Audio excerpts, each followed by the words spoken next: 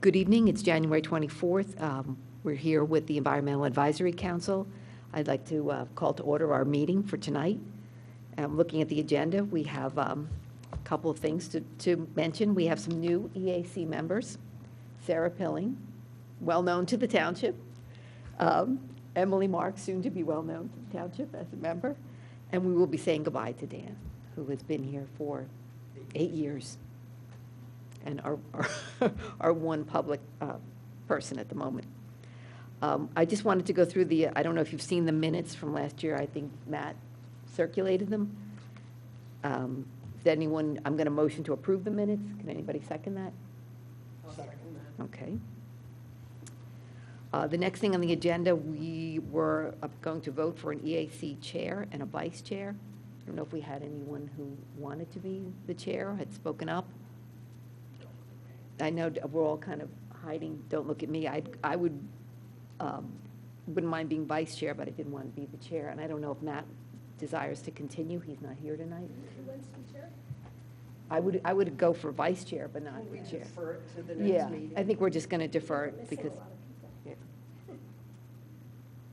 Okay, so we're going to move ahead to the work group reports and discussion. And first and foremost is the Ready for 100 program. Sarah, do you want to take it from there? Okay, thank you very much. I guess the most important piece is that we're making our presentation to the Board of Commissioners this coming Monday night on the 28th of January. And we hope some of the EAC will be here, and we have invited our database, which is 285 people, Great. to come. We hope some of the students from the high school, from the, what is it called? The Action Earth Club. Action Earth Leadership Council will be there. And we've invited them to speak during public comment and to show their wonderful video about alternative energy and climate change. I didn't want the EAC to feel that they've been sort of, here you are, we're going to do this.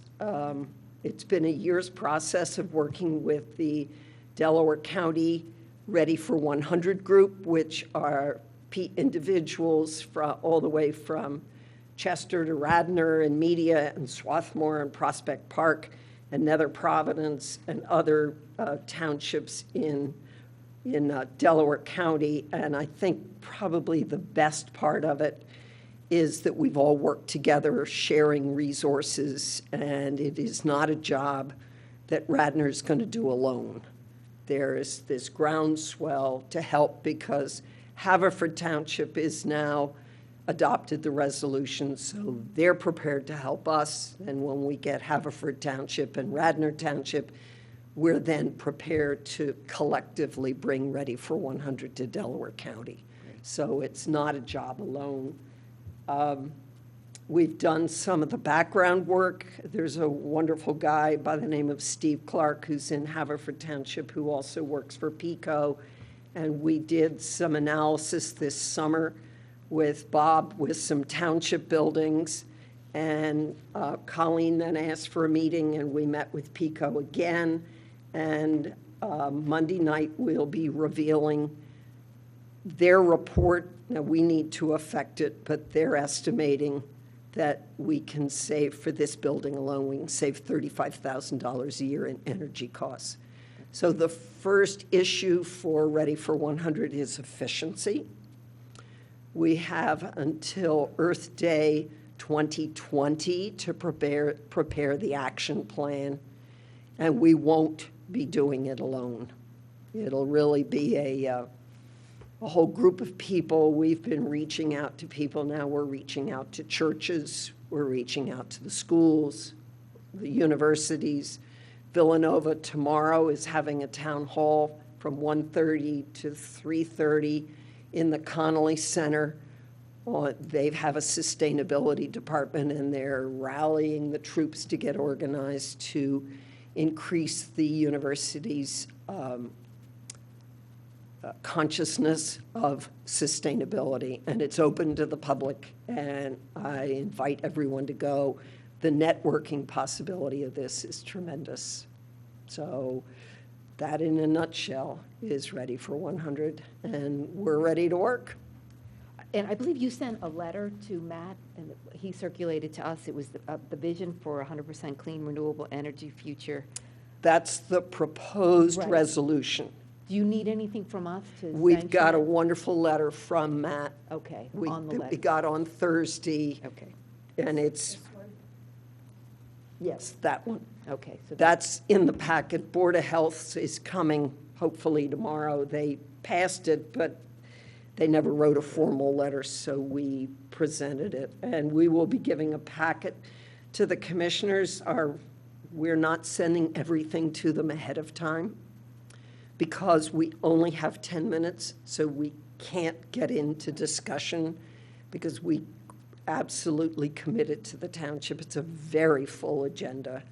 And so we have 10 minutes to do it. So we're mostly giving them a portfolio of information that I will hand out after the talks, and then we'll take it up further. Okay. I'm cautiously optimistic.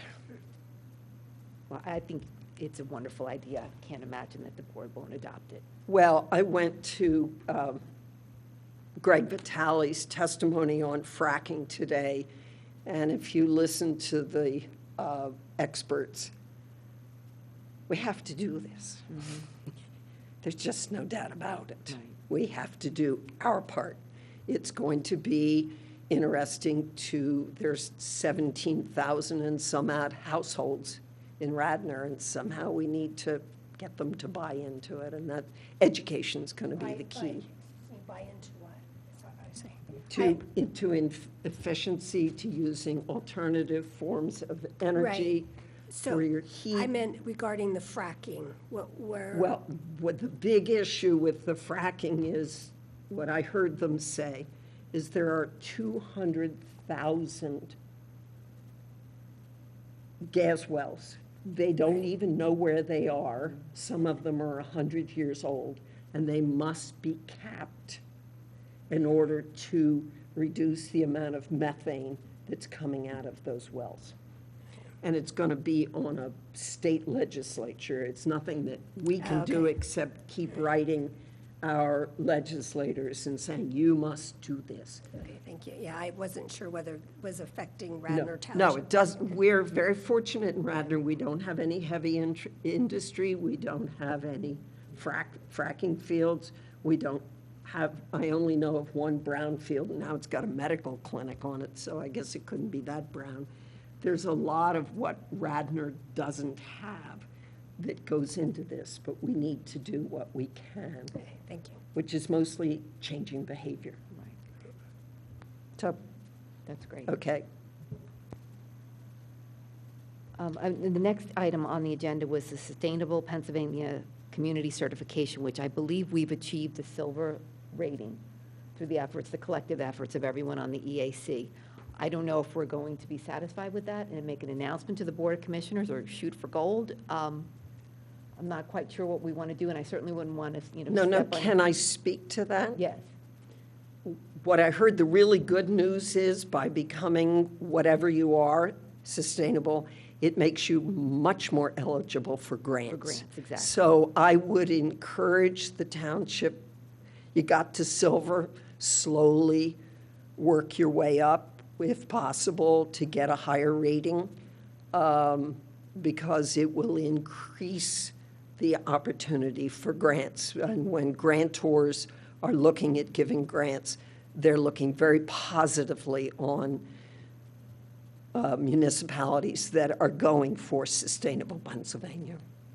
Well, And, we are at silver. I think we can get to gold based on the efficiencies that you're talking about. And Right, Ready for one, and, that's the entire area where we got a zero. We had no one doing energy audits. We had, all of that was where we didn't get any points. Well, Haverford Township just got an $18,000 grant based on the fact that they're a gold for electric charging stations. They're going to put 4 electric charging stations in, 2 in their municipal buildings and 2 in another public space. So I don't know the actual cost of putting in an electric charging station. I know PECO gives a break, But there are grants being given for things based on the fact that they're sustainable Pennsylvania. Are they state grants, or do you know who they apply to? I don't know who they apply to. Steve Clark knows Would all know. that. Okay, that's great. All right, so we're going to go for gold then. But I guess we already have achieved silver, so we do have at least, we've gotten that far. Okay, and then the last item was the motion to phase out the plastic bags and straws. We were taking a look at Narberth's ordinance, which they've already passed, which pretty stern, pretty much, will phase it out and will end the use of plastic bags and straws. And we wanted to at least offer this to the Board of Commissioners to see if they want to adopt it. I was in favor of submitting it as is, even though it is pretty strict, but I think it's a good idea, and if the board has any issues, maybe they can make changes then, rather than have us sort of water it down at all. Well, I know that Lisa is definitely for it and is about to send it to you for action. Okay, good. So then we'll get to review it. Right, Right. and John, I didn't mean to preempt you, but I wasn't on your board at that That's time. why I wanted you to be the chair tonight. No, I sent it to Bob, and I also sent it to John Rice, because there's a extremely strong plastic bag lobby in Pennsylvania, and I've always been told, no, you can't do this because the lobby will come after you. However, Narberth did it. Right. To date, they have not been sued. Okay, So, but what I've discovered just in shopping, well, I do a lot of my shopping in Bryn Mawr, but the little bit that I do in Radnor, you can educate people not to offer you a plastic Right. bag. Or they'll say, would you like one? And you say, no, thank you. And then they always have a positive feedback. Half of it, again, is education. right. It's educating us, and then it's educating the stores. And I would like to offer up at some point a gentleman who lives in Radnor Township by the name of Daniel Burnham. He's a PhD. His last week was residual use of plastic and recycling, and he very nicely gave me the slides of his PowerPoint. And he had a lot of really good ideas. So it can be done. It sounds stern, but it's mostly the residents, the shoppers, changing their behavior. I know, and it's funny when you say at Wawa you don't need a bag, you really don't. You just get so used to it, they pack it in there, and Right. they just ask you, most times you really don't need it at all. Right. And I always bring my own bags, and I found that that's so much easier. They're actually easier to carry. They hold more when you go to the grocery store.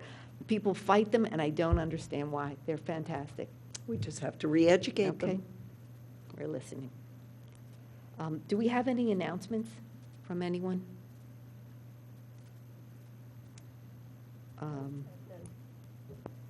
The community environmental education or awareness, is there any other announcements that we have?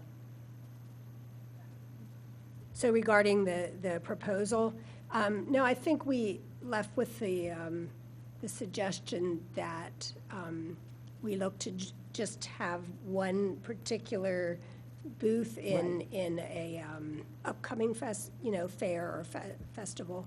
I haven't looked into anything beyond that. Before we actually go for the entire Event to be, fair right, or yeah. whatever, yes. So there's nothing new to report on that. Okay. Yeah. Liaison report, would that be the gentleman to my right? The Planning Commission had comparatively limited activity the last 2 months, and the most recent meeting in January, we had one item before us, which was a proposal by one of the commissioners to eliminate entirely medical and dental offices in the PLO, and we did not vote in favor of that, but actually we encouraged the commissioners to look at materials that we had sent in a memo from John Rice back a year ago, or more than a year ago, that talked about more stringent parking requirements for medical and dental offices throughout the township. Something more like, instead of the typical 4 per thousand, something like 6 per 900, it's 1 per 150. And I still, since I have this moment to be on my little podium, I still think that's a good plan to create less hardship in parking, because there's definitely that with a medical or dental office almost always. They seem like they're always underparked. But it has a coincident impact in probably reducing density a little bit at the same time, because the parking requirements would Expand. work against the size of a building Interesting. that couldn't be properly parked. But we anticipate Wawa in the February meeting, but I haven't seen my packet yet, so I don't know. Do we have time to talk to Wawa about putting in an electric charging station? You know, someone told me that lately in their superstores, they actually do that. Yeah, But we'll ask them on next week, Great. or the week after, I mean. I had requested of Luke, and the resident's comment was, and I quote, "We don't want anyone to stay at Wawa for more than 10 minutes." So I don't know that that means it's dead, yeah. but You see, Wawa wants to turn over, that's who's no, objecting to. the residents are. don't want anybody at the Wawa for more than 10 minutes. They might be walking Yeah, they across the street to Chipotle to get a burrito, because there's no charging stations on that side. Right. Not, you know, Well, sooner or later, it should be in our code. the issue with the charging stations, it's sort of chicken and egg. Gee, I'm not going to buy an electric vehicle because there's no place to charge it. Or why should I put up a charging station when nobody is driving an EV? So someone has to break that ice and make the first step. The And most- the decision is, where would you put them? Office buildings, Office buildings. more than anywhere else. Well, Robin, I think, was going to talk to Steve Bages and see if he wouldn't put one in at the Rosemont Business Campus in Garrett Hill. And Mom's has two, and you can stay as long as you want, really, and charge your vehicle.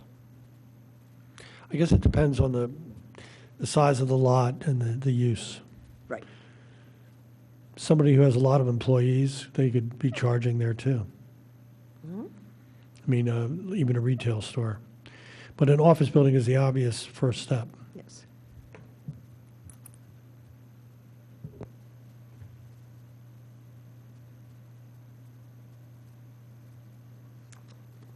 Right. Is there any new business? Or old business?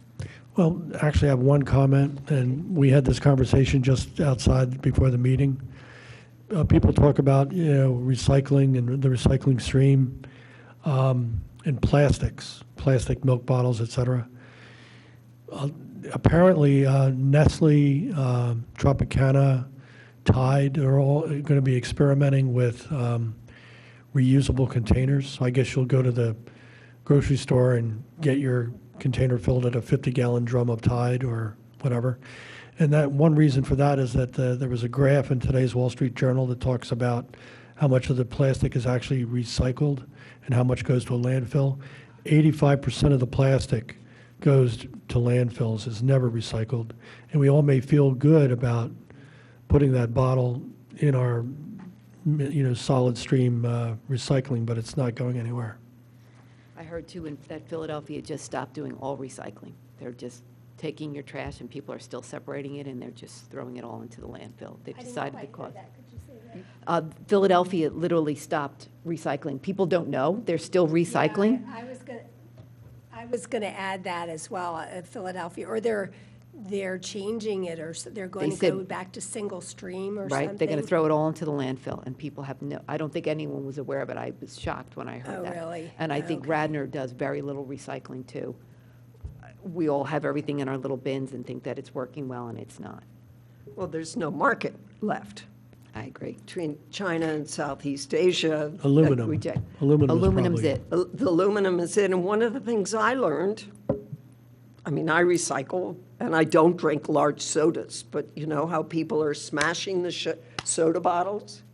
You don't do that because they have this system where they can blow it, or they can grab it by size, or the metal cans are picked up by magnets. And when you have a liter soda bottle and you've smashed it, the machinery can't tell the difference between that and cardboard. And it actually contaminates. And the other big issue is there can be no contamination. That's even with the glass.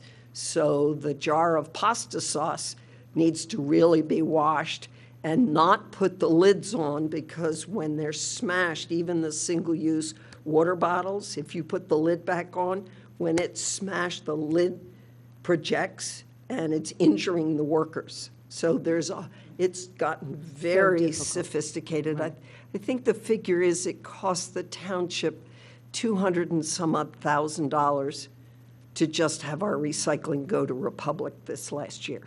There is no money in it, no market. And what Mr. Burnham said out of this lecture, that glass separated into colors, corrugated cardboard, and the metal soda cans.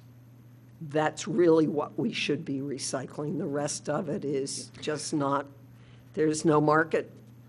Newsprint? And clean newsprint, yes, but not junk mail. I mean, it's gotten very, I don't see how you could talk a community into following those rules. And one of the biggest issues in Radnor Township, and I know because I live in the 7th Ward, is people are putting their recycling in plastic bags. And Republic just throws them in the landfill. Right. Makes an interesting question occur to me that way back in the dark ages when I moved into Radnor Township, we had those bins for different colored glass and aluminum over here right by this playground. And that's where you took your recycling? Yes, I remember that. I wonder if the township would entertain the idea of that type of recycling to get it out of the stream on a voluntary basis. I mean, when you go to Whole Foods and they'll take your plastic bags back. And Giant will take your plastic bags. And What do I'm they do with them? hopefully assuming that they There's a question. don't go to a landfill, but how many people would voluntarily save their soda cans, until they had enough? I don't know, many years ago now, but for a goodly number of years, I worked in Chester, Pennsylvania. We were building community vegetable gardens.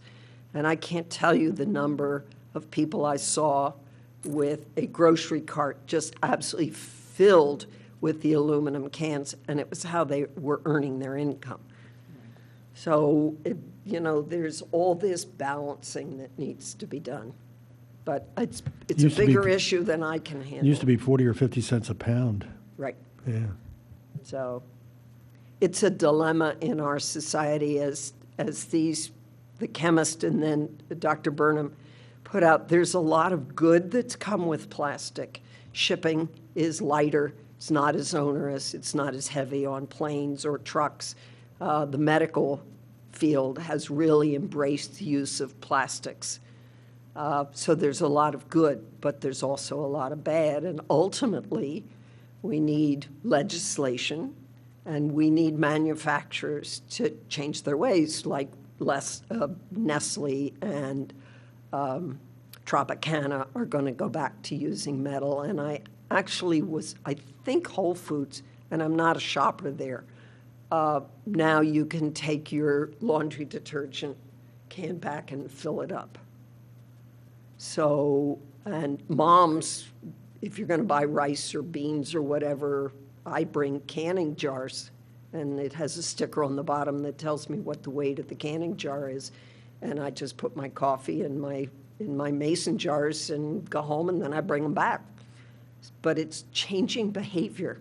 It's going to be hard. Right. But I think we really have to do it. So, another topic for another day. Right. Well, the big news then is Monday night. You want us all to show up in I force. would love to have you show up. We've had T-shirts made for Delco Ready for 100, and I'm gonna ask people who are here for that reason to take a T-shirt, and when I say would for everybody who is here to support this, would you stand up and hold your T-shirt? They're also for sale for a donation of $10.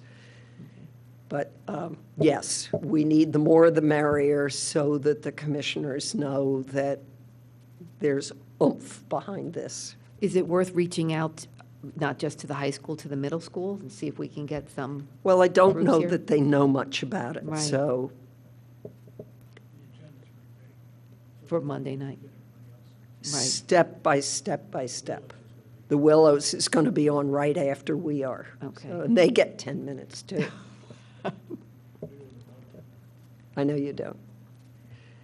Can we have a little of your 10 minutes? Okay. Well, if we don't have any other issues to discuss, I guess the meeting is adjourned. Do we have any public comment? Oh, come on up, Dan. Is this on? Two things, an announcement, there's the Watershed Congress along the Schuylkill on March 9th at Montgomery County Community College. And I've never been, it's been going on for a few years, I'm going to try and make it this year. But it's sort of a mix of science and policy and anything from politicians to consultants and groups like this. The other thing, talking about the plastic, in case you missed it, on January 1st, the nation of Jamaica, overnight, a complete ban on plastic bags, plastic straws. Just an hour before I got here, my wife was talking to a Jamaican woman who takes care of one of my wife's aunts, and she said everyone's just dealing with it. And it's got some real teeth. Apparently there's a $2 million fine if you're caught importing these banned plastics. So they're serious about it. And the next thing they're going to do is try and end the plastic bottles. So it's pretty impressive. Like, why can't we do that? Right. So that's all I got. That's great. All right. Thank you for your service over the last Yes, 8 years. It's been great being part of the group. Good luck to you, too. It's a great group to be a part of. And you, too, Mark. You're pretty new to it, too. Thanks. Thank you.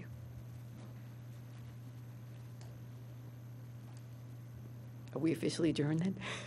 I'm just scanning the public. Okay, I think we are. Thanks. Well, before we adjourn, that, I wanted to give each of you, be nice if I could fold them correctly, these brochures on changing your energy provider. And it came from Jen Paveo of Montgomery County. It's like, we don't have to reinvent the wheel, they're doing it for us. And I know that you had in your minutes, a website to use to communicate. And next month, what I'd really like to do is talk about the Delco people. Well, it's more than the Delco people. Ready for 100 people are using an app called Slack, S-L-A-C-K. And you come on by invitation, so I'm more than willing to do it. So we've got all of Delco 100, and Montgomery County, Chester County, Delaware County, we're all on there with ideas, communicating. It doesn't end up buried in the email. It's a free app, and it's really slick. So we could have a ready Radnor. So we've got Ready for 100, and there's a whole section on solarizing